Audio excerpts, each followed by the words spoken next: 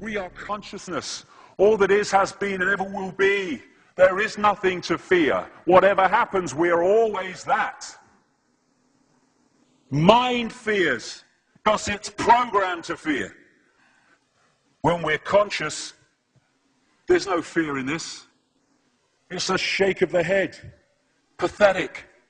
Pathetic. Pathetic. And we need to do this.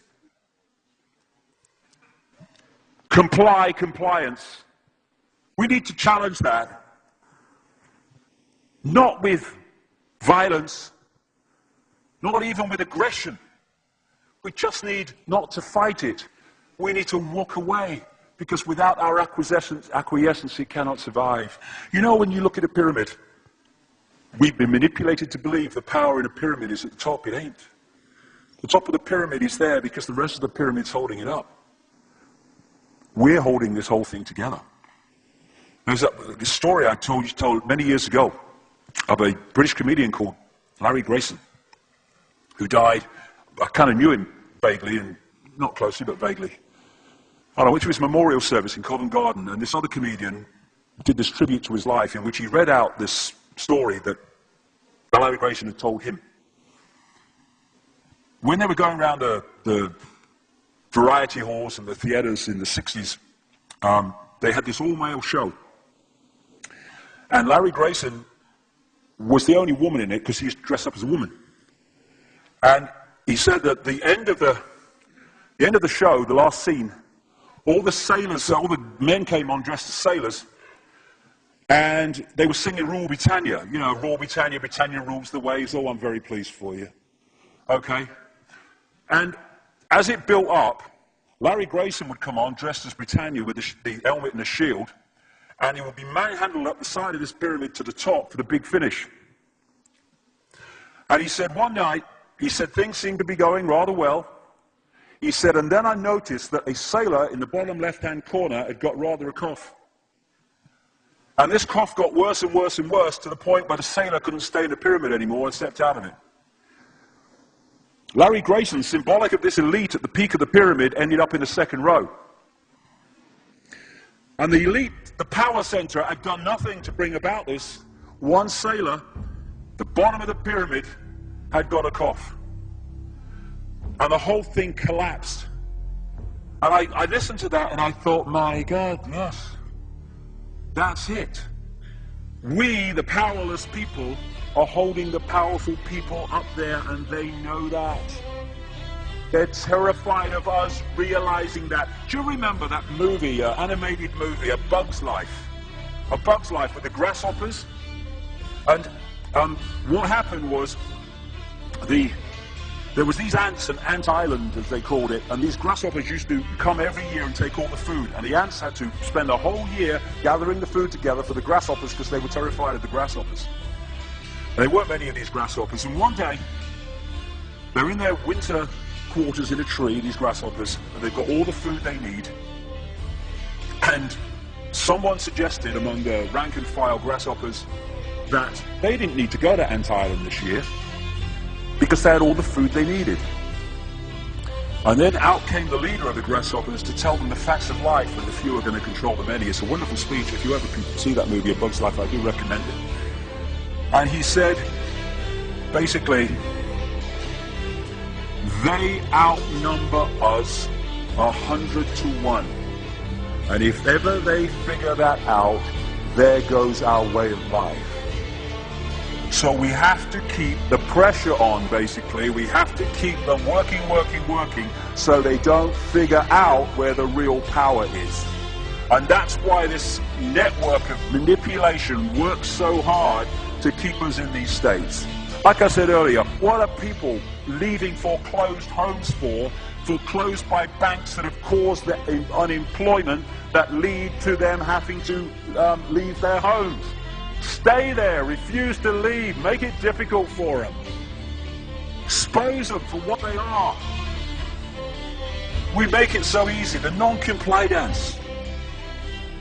No longer will we just do it because we're told to do it. Is it just? Is it right? Okay, I'll do it. Is it unjust? Is it not right? I ain't doing it. We start to make the decisions on what we will and will not do based on our values and not some imposition from the dark suits. These people are gonna grant me or grant me not my freedom. I'm all that is. You can't grant me freedom. No one can grant me freedom. I am freedom. It's what I am.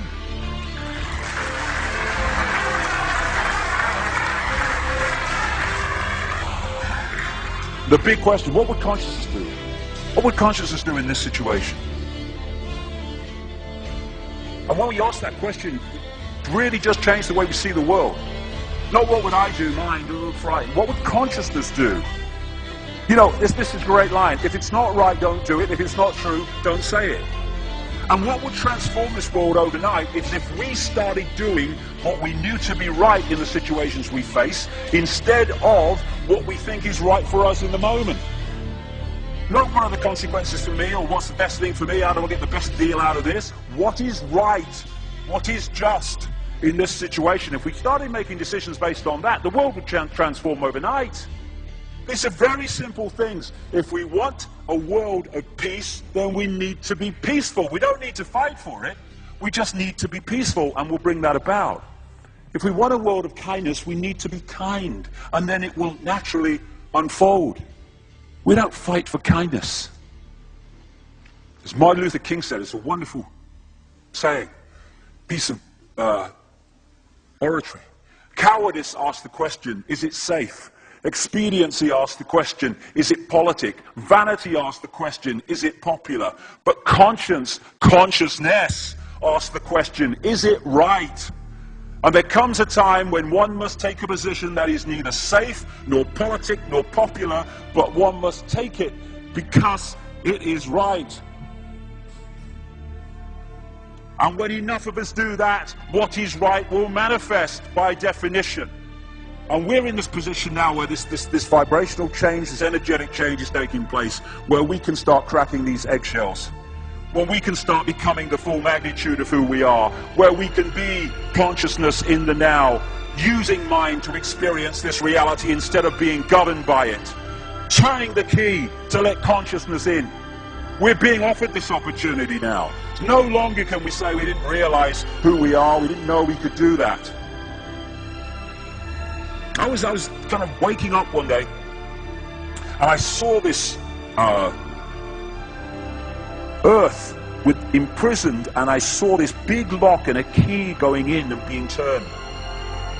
I went on the internet just very shortly afterwards. I was looking for a picture, not this one, and that's what I saw.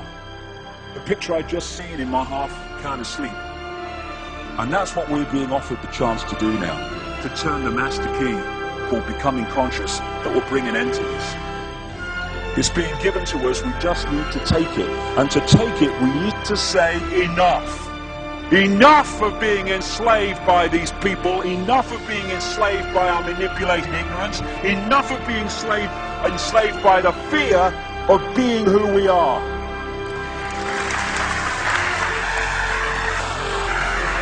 Enough!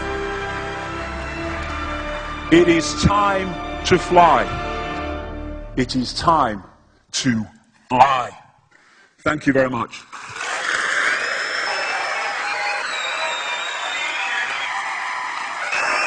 Thank you. Thank you very much. Thank you. Thank you. Thank you.